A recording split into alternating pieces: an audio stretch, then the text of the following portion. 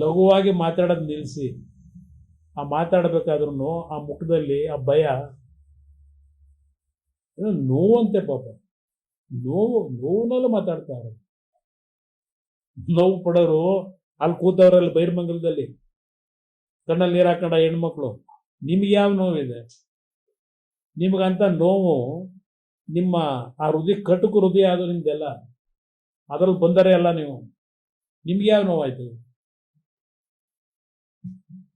ಅದರಿಂದ ಇವತ್ತು ನಾಡಿನ ಜನತೆಗೆ ಹೇಳ್ತೇನೆ, ಇದರಲ್ಲಿ ಯಾವುದೇ ರೀತಿಯ ರಾಜಕೀಯದ ಪ್ರಶ್ನೆ ಇಲ್ಲ. ನಮ್ಮ ಕಾಲದಲ್ಲಿ ನಾವು ಏನೇ ತಪ್ಪು ಮಾಡಿದ್ರು ಹುಡುಕಿದಿರಿ, ಹುಡುಕಿ ಹುಡುಕಿ ಹುಡುಕಿ ನನ್ನ ಮೇಲೂ ಹಾಕಿದ್ದೀರಿ, ಕೇಸ್ಗಳು ಇದಾವೆ.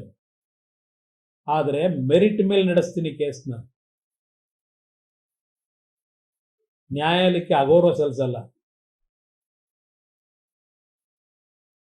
ಹುಡುಕಿ ಏನಾದ್ರು ಇದ್ರೆ ಇನ್ನೂ ಏನದೇನು ಭಯ ಬೀಳಲ್ಲ. ಆದರೆ ಸುಳ್ಳು ಹೇಳೋದು ನಿಲ್ಲಿಸಿ ಅಷ್ಟೇ. ನಿಮ್ಗೆ ಇಲ್ಲೇ ಹೇಳ್ತೀರಿ, ನನಗೇನ ಯೋಜನೆ ಬಗ್ಗೆ ಅವಶ್ಯಕತೆ ಇಲ್ಲ ನನಗೆ ಅಂತ ಹೇಳ್ತಿದ್ದೀರಿ. ಯಾರಿಗೆ ಅವಶ್ಯಕತೆ ಅಂತ ಈ ಅರ್ಜಿ ಹಾಕಿದ್ರೆ ನಿಮ್ಮ ಹತ್ರ? ಓಲಿ ಹಳ್ಳಿ ಜನ ಮಾತ್ರ ಕೇಳಿದ್ರಾ ಮಾಡ್ಕೊಡಿ ಅಂತ? ಏನೋ ಕುಮಾರಸ್ವಾಮಿ ಕಾಲ 25 ಲಕ್ಷಕ್ಕೆ ಫಿಕ್ಸ್ ಮಾಡ್ಬಿಟ್ಟಿದ್ದಂತೆ. ನೋಟಿಫಿಕೇಶನೇ ಮಾಡಿಲ್ಲ ನಮ್ಮ ಕಾಲದಲ್ಲಿ. ನೋಟಿಫಿಕೇಶನ್ ಮಾಡೋದು 2020 ಇವ್ರು ಮಾಡ್ಕೊಂಡವ್ರೆ, 26ರಲ್ಲಿ ಫೈನಲ್ ನೋಟಿಫಿಕೇಶನ್. ನಾನು ನೋಟಿಫಿಕೇಶನ್ ಮಾಡಿದ್ರೆ ದುಡ್ಡು ಹೆಂಗೆ ಫಿಕ್ಸ್ ಮಾಡೋಕ್ಕಾಯ್ತದೆ? ಅಷ್ಟು ಬೇಡ ಗೊತ್ತು. ಇಷ್ಟೆಲ್ಲ ನಡೆಸ್ತಿರಲ್ಲಪ್ಪ ದಿನ ವ್ಯವಹಾರ, ರಾತ್ರಿ 12 ಗಂಟೆ 1 ಗಂಟೆವರೆಗೂ. ಅದೇನ ಕುಮಾರಕೃಪ ಎಲ್ಲಾದ್ರೂ ಉಂಟೇನ್ರಿ? ನಿಮ್ಮ ಮನಸ್ಸಾದ್ರೂ ಯಾಗ್ರಿ ಬಂದಿದೆ? ಆ ಕುಮಾರಕೃಪ ಒಂದು ಹೆರಿಟೇಜ್ ಬಿಲ್ಡಿಂಗ್, ಅದು ಅನ್ಯಾಯ ಮಾಡಿದಿರಿ, ಕೇಳೋರ್ ದಿಕ್ಕಿಲ್ಲ.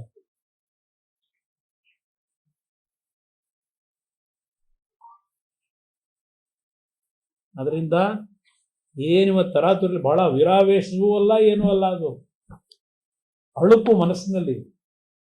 ಆ ಅಳುಕಿಂದ ನಿಮ್ಮ ಪತ್ರಿಕಾಗೋಷ್ಠಿ ಇದೆಯಲ್ಲ, ಅದರಿಂದ ನೀವೇನು ಸಾಧನೆ ಮಾಡೋದಿಲ್ಲ. ಇವತ್ತಿನ ಪತ್ರಿಕಾಗೋಷ್ಠಿ ಈ ರಾಜ್ಯದಲ್ಲಿ ಜನ ಆಗಲೇ ತೀರ್ಮಾನ ಮಾಡಾಗಿದೆ, ನೀವು ಯಾವ ದಿಕ್ಕಿನಲ್ಲಿ ಹೊರಟಿದ್ದೀರಿ ಅಂತ ಹೇಳಿ.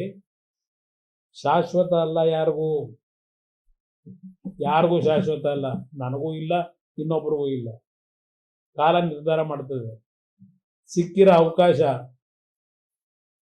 ಸರಿಯಾಗಿ ಬಳಕೆ ಮಾಡ್ಕೊಳ್ಳಿ ಅಂತ 100 ಬಾರಿ ಹೇಳಾಗಿದೆ ಈಗಾಗಲೇ 1 ತಿಂಗಳಲ್ಲಿ. ಪ್ರಾಮಾಣಿಕವಾಗಿ ಈಗಲಾದರೂ ಕೆಲಸ ಮಾಡಿ, ಕೊನೆಗಾಲದಲ್ಲಿ ಒಂದು ಗೌರವ ಉಳಿಸ್ಕೊಳ್ಳಿ ಅಂತಕ್ಕಂಥದ್ದನ್ನು ಹೇಳ್ತೀನಿ. ಹಣ ಸಂಪಾದನೆ ಯಾರು ಬೇಕಾದ್ರೂ ಮಾಡ್ತಾರೆ.